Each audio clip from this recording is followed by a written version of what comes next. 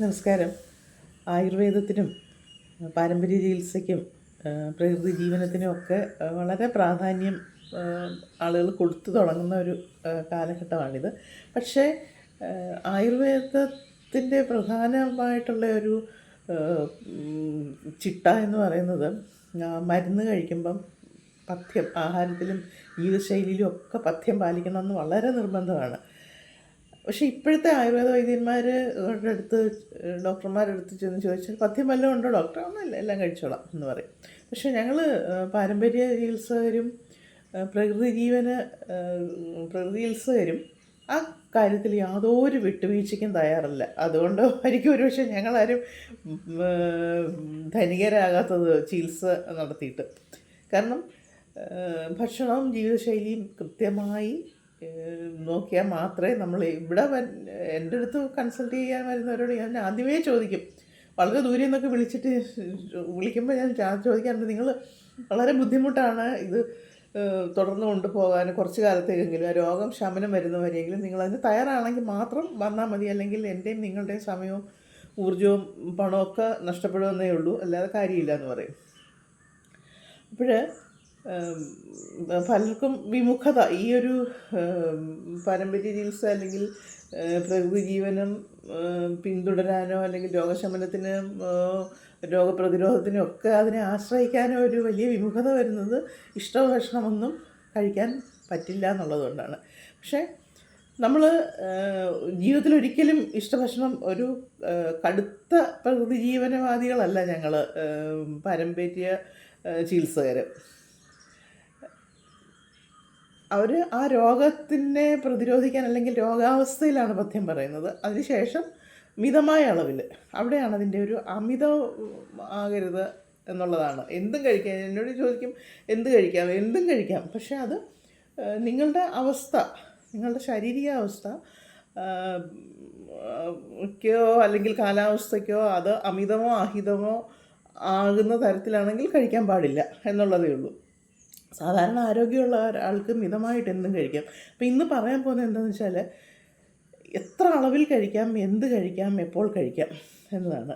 അടിസ്ഥാനപരമായിട്ട് നമുക്ക് ആഹാരം വിശക്കുമ്പോൾ, നല്ല വിശപ്പ് തോന്നുമ്പം മിതമായ അളവിൽ ആഹാരം കഴിക്കുക. ഒരുപാട് ഓവർ ആയിട്ട് വയറ് നിറഞ്ഞു പോകാത്ത രീതിയിൽ ആഹാരം കഴിക്കുക എന്നുള്ളതാണ് നല്ല ആരോഗ്യ അവസ്ഥയ്ക്ക് നമുക്ക് വേണ്ടത്. നല്ല ആരോഗ്യം മെയിൻറ്റെയിൻ ചെയ്യാൻ നമുക്ക് വേണ്ട ഒരു കാര്യം. അപ്പോൾ അത് പാലിക്കാൻ ചിലപ്പോഴെങ്കിലും നമുക്ക് പറ്റാതെ പോകും.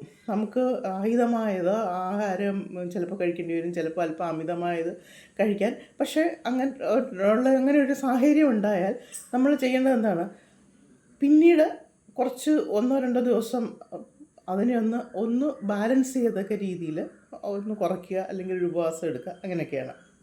അപ്പോൾ പ്രകൃതിജീവനത്തിലെ ഒരു പ്രധാന ഒരു രോഗശമന രീതിയാണ്, അല്ലെങ്കിൽ രോഗപ്രതിരോധ രീതിയാണ് ഉപവാസം എന്ന് പറയുന്നത്. പക്ഷേ ഒരു പൂർണ്ണോപവാസം എടുക്കാൻ ഇപ്പം പലർക്കും ബുദ്ധിമുട്ടായിരിക്കും. ജോലിക്ക് പോവുകയും പലതര ബുദ്ധിമുട്ടുകളും മാനസിക സ്ട്രെസ്സ് ഒക്കെ ഉള്ളതുകൊണ്ട് ഒരു പൂർണ്ണോപവാസം എടുക്കുക എന്ന് പറയുന്നത് ബുദ്ധിമുട്ടായിരിക്കും. അതുപോലെ തന്നെ ചിലർക്ക് ഉപവാസം എടുക്കാൻ പറ്റാത്ത ശരീരപ്രകൃതിയുള്ളവരും കുടലിൽ ഗ്യാസ് ഉണ്ടാകുകയും അൾസർ ഉണ്ടാകുകയൊക്കെ അങ്ങനെയുള്ള ബുദ്ധിമുട്ടുള്ളവർ കാണും. അപ്പോൾ അവർക്കൊക്കെ നമുക്ക് പറയാനുള്ളത് മിതമായി കഴിക്കുക, അഹിതമായ ആഹാരം കഴിക്കാതിരിക്കുക എന്നുള്ളതാണ്. അവരവരുടെ ശാരീരികാവസ്ഥ എന്താണെന്ന് മനസ്സിലാക്കിയിട്ട് അങ്ങനെ പോയി കഴിഞ്ഞാൽ മിക്കവാറും രോഗങ്ങൾ, ഒരു 80% രോഗങ്ങളെയും നമുക്ക് തടഞ്ഞു നിർത്താൻ പറ്റും.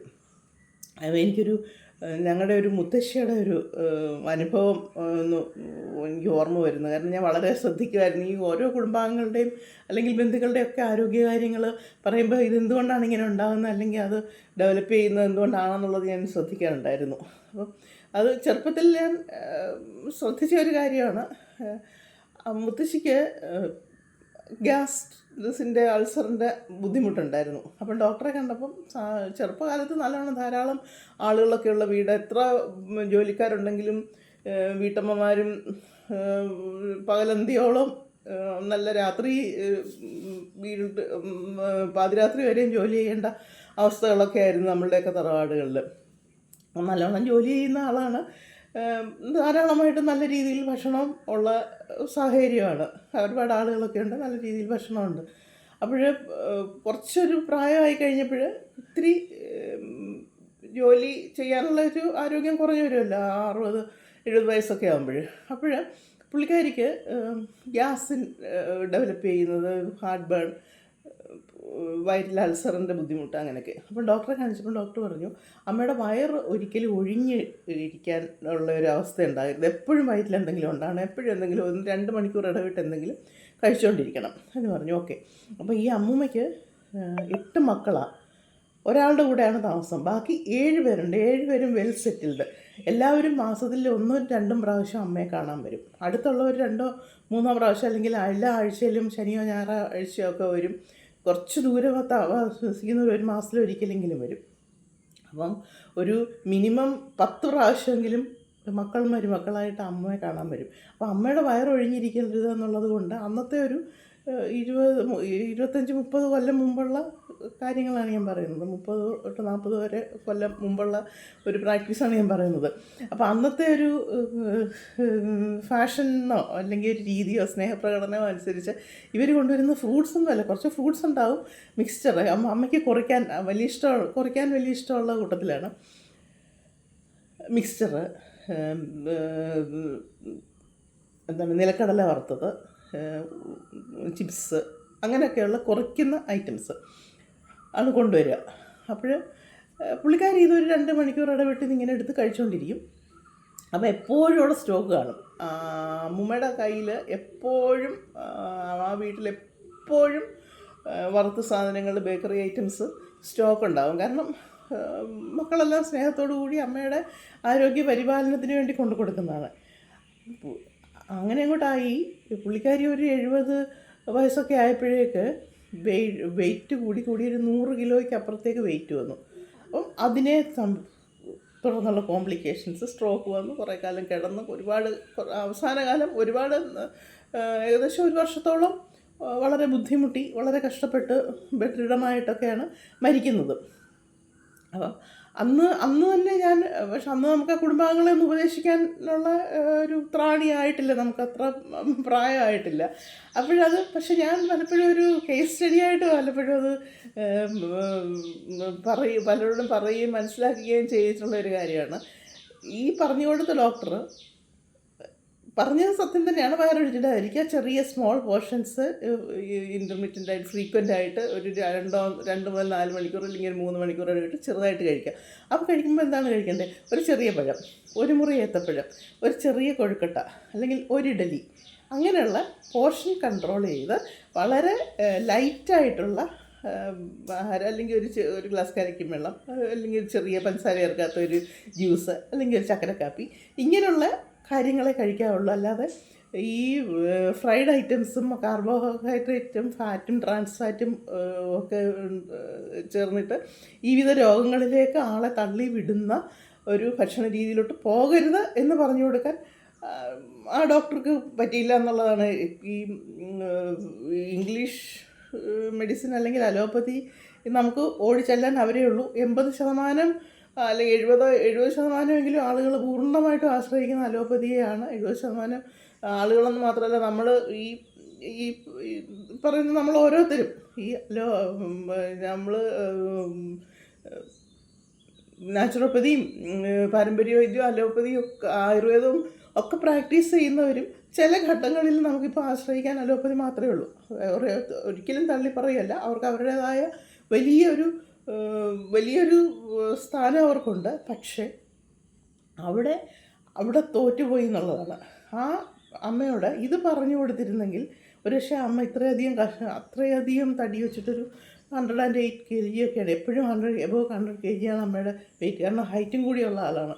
അപ്പോൾ ആ ഒരു കഷ്ടപ്പാടുകൾ അവസാന കുറച്ച് വർഷങ്ങളിൽ അത്രയും കഷ്ടപ്പാടുകൾ മാസത്തിൽ 1-2 പ്രാവശ്യം ചെക്കപ്പിന് കൊണ്ടുപോവുകയും ഒക്കെ ചെയ്യുന്നതാണ്. പക്ഷേ ഒരു ഡോക്ടറും അത് പറഞ്ഞു കൊടുത്തില്ല എന്നുള്ളതാണ് ഒരു വലിയ ഫെയിലിയറായിട്ട് തോന്നും. അപ്പോൾ ഭക്ഷണം കഴിക്കാം, നമുക്ക് വിശപ്പ് തോന്നുമ്പം മിതമായിട്ട് ഭക്ഷണം കഴിക്കാം, പിന്നെ വിശക്കുമ്പോൾ കഴിക്കുക, പിന്നെ അതുപോലെ തന്നെ ഒരുപക്ഷെ അതിലും നിർബന്ധമായിട്ട് പരിപാലിക്കേണ്ട ഒരു കണ്ടീഷനുണ്ട്.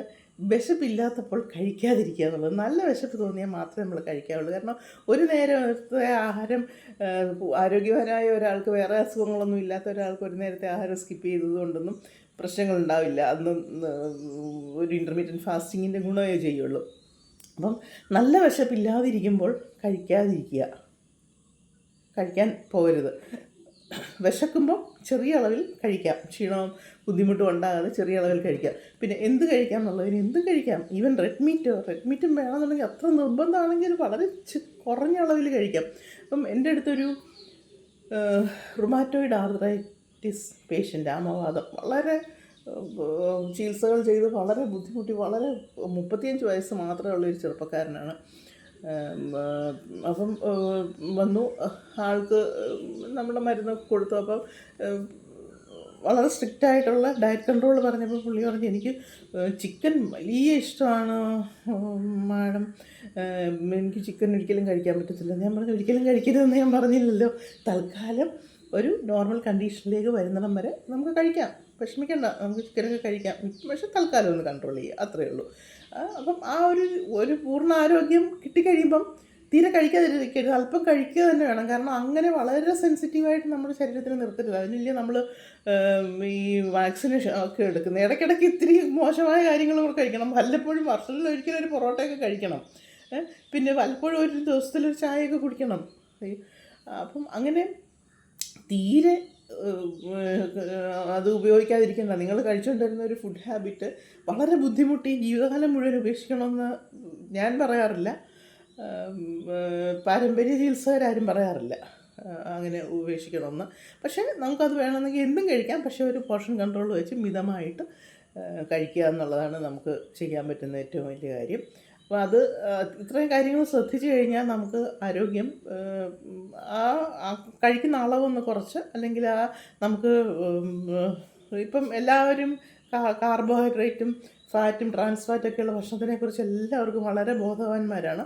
അപ്പോൾ അതൊന്ന് ശ്രദ്ധിച്ചാൽ മാത്രം മതിയാകും. ആവശ്യത്തിന് വ്യായാമം, ആവശ്യത്തിന് ഉറക്കം, സ്ട്രെസ്സ് ഫ്രീ ആക്കാനുള്ള എന്തെങ്കിലുമൊക്കെ മാർഗ്ഗങ്ങൾ, ഇത് ഇത്രയുണ്ടെങ്കിൽ നമുക്ക് ആരോഗ്യം നിലനിർത്തുന്നതിന്, കൊണ്ടുപോകുന്നതിന് യാതൊരു ബുദ്ധിമുട്ടുമില്ല. എല്ലാവർക്കും നന്മയുണ്ടാകട്ടെ. ലോകാ സമസ്ത സുഖിനോ ഭവന്തു.